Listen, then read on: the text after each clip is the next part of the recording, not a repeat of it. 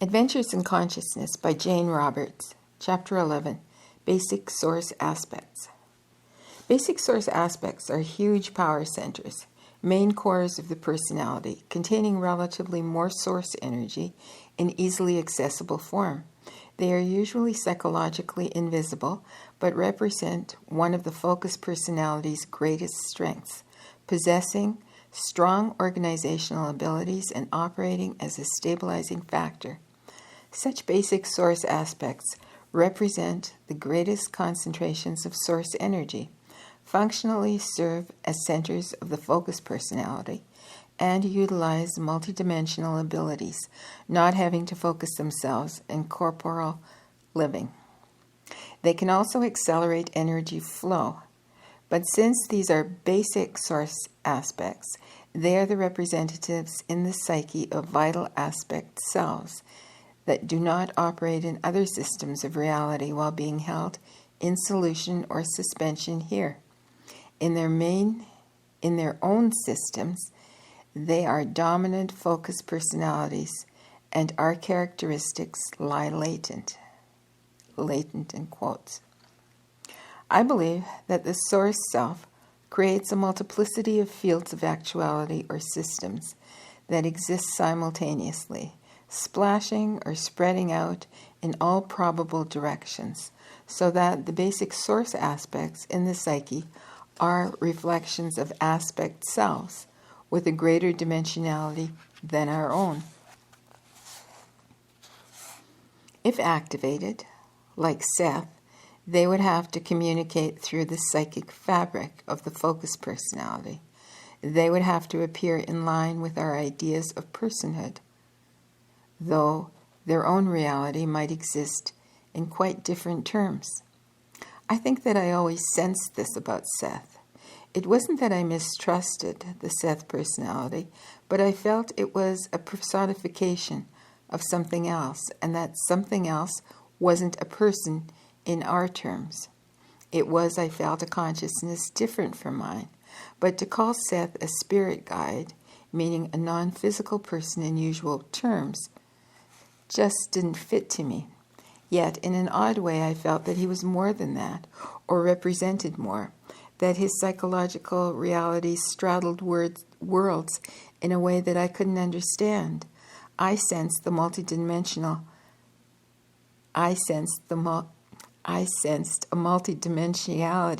of personality that I couldn't define. As a basic source aspect, Seth represents a multidimensional consciousness reflected through my experience, a deep part of the structure of my psyche, but also a definite personification of a multi-world or multi-reality consciousness that may well be beyond our present ideas of personhood. Through the focused personality's experiences, these basic source aspects perceive physical reality.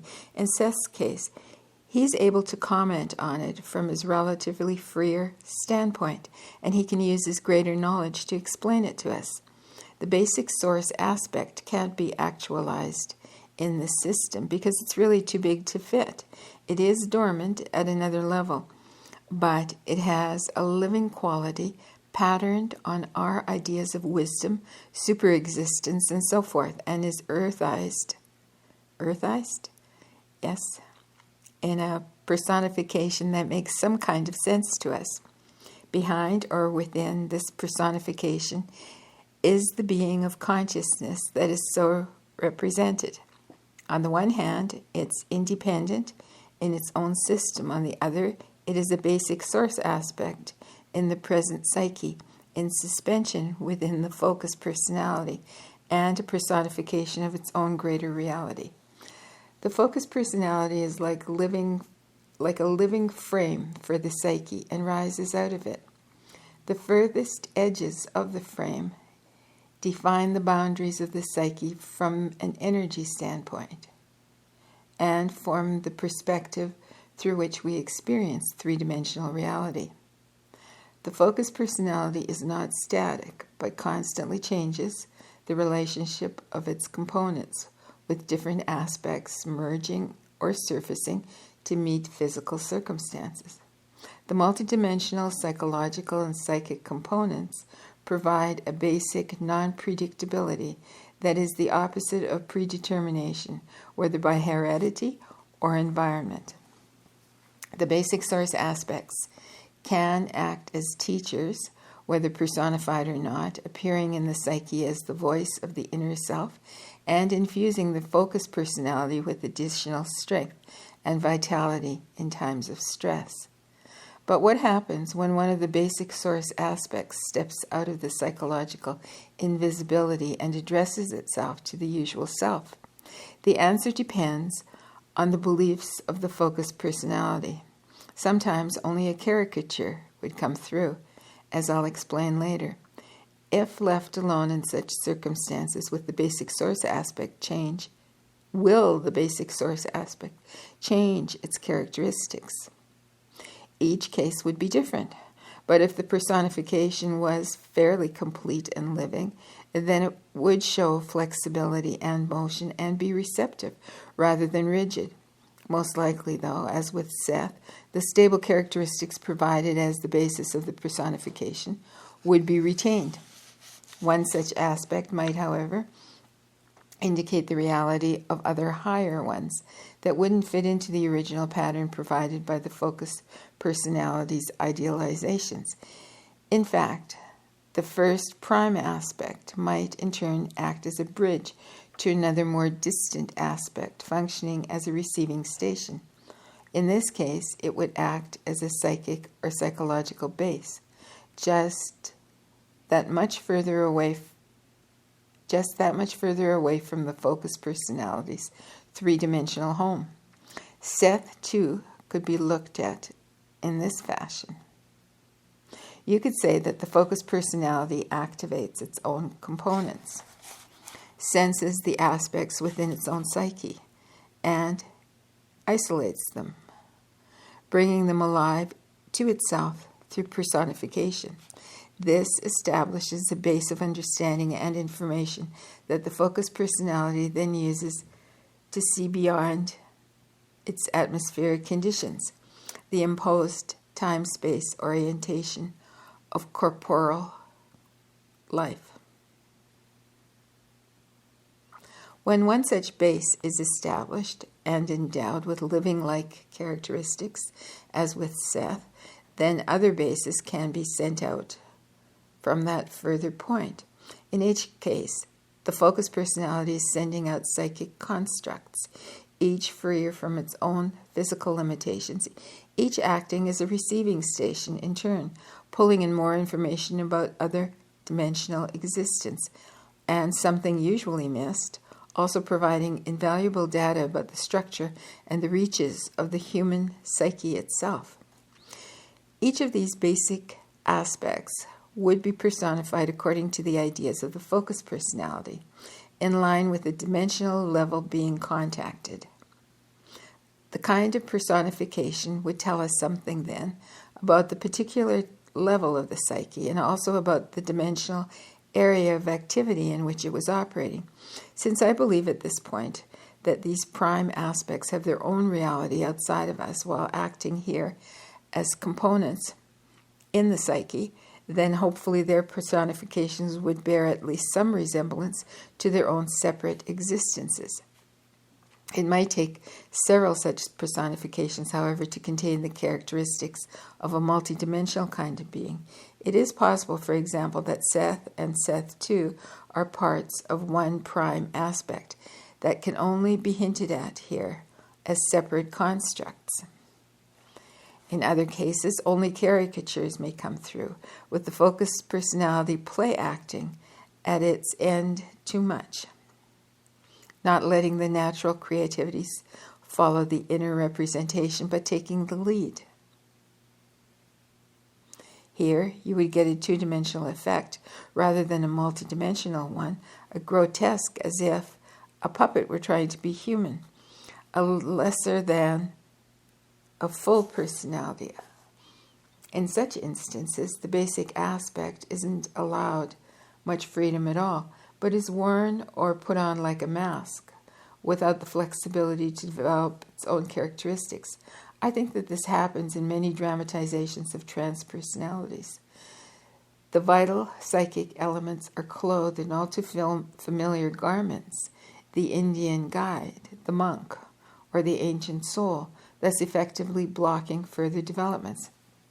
When this happens, the prime aspect can return to psychological invisibility again, to operate as before as part of the whole psyche in solution or suspension, guiding indirectly rather than directly, or it can be kept as an immature personification, undeveloped, a handy enough mechanism, but one that spouts primarily the higher ideas of the focused personality.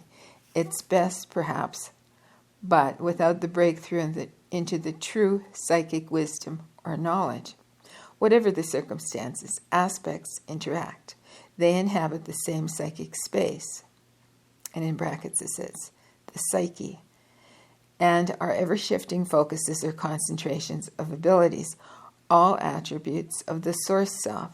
These aspects, or faces in quotes, of the multidimensional self revolve, symbolically speaking, surfacing just beneath the conscious awareness at various times. Usually the aspects slide transparently through the focused personality, merely coloring or tinting its experience with their own particular vision. The focused personality often looks through an aspect without realizing it, aware only that its days seem different, altered in some subtle way. At such times, we may feel that we are looking at experiences through someone else's eyes, someone like ourselves, yet nostalgically different. Occasionally, we are suddenly aware of the sense of strangeness in our perception of the world, or sometimes we gradually realize that the world has seemed other or different for some time, until the new vision becomes so familiar that we have trouble remembering what the old one was like. But aspects constantly interact, and the experiences of the focused personality through association and attraction constantly call up various aspects to meet changing conditions. At other levels of reality, the physical aspect is activated in the same manner. The aspects orbit and revolve out of the entity or source self, which is pure energy constantly being replenished, infinitely creative and always forming new dimensions for experience and fulfillment. Each face in quotes, each face looks out into its own dimension, yet all faces glide past so that the self moves through itself constantly. Each focused personality contains traces of its own aspects, then and can do to some extent glimpse its own. Let me start the sentence over again. Each focused personality contains traces of its own aspects, then, and can to some extent glimpse its own multidimensional reality. Therefore, any individual can follow his or her characteristics and abilities inward to their source, at least theoretically. The multidimensional self is literally unlimited and contains within it many aspect abilities that can be used to advantage. Some may be so slight in practical experience as to be relatively non-existent, yet even these can be recognized and cultivated to some degree. Some will be more amenable than others to physical translation. These aspects must be glimpsed through the structure of the individual psyche, which must deflect and distort them to some degree and reflect them through its own nature. The reflection of a tree in a river follows the nature of the medium, the river, and not its own, for example. And in the same way, aspects will follow the contours of the individual psyche rather than their own. The tree does not grow downward, though we perceive its reflection in the water that way. A study of the distortions themselves may be of help. We understand the rules that govern the tree's reflection in the river, but when an aspect is reflected through the rich medium of the human psyche, we are much more apt to take appearances at their face value. But when an aspect is reflected through the rich medium of the human psyche, we are much more apt to take appearances at their face value. The aspects form loving personifications that usually remain unconscious as far as we're concerned. These also provide the source material from which our personalities spring, and so literally the spirit becomes flesh. I believe that these inner personifications give rise to our concepts of God, goddesses, and perhaps of demons and devils also. Possibly in historic terms, they were more psychologically visible than they are now. These inner personifications are us and are not us at the same time. We're still caught up in the ideas of one personhood.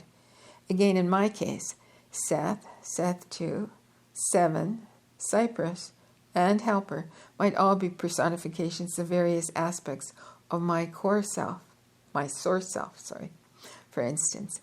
Each aspect independent in its own level of reality while operating here in another fashion.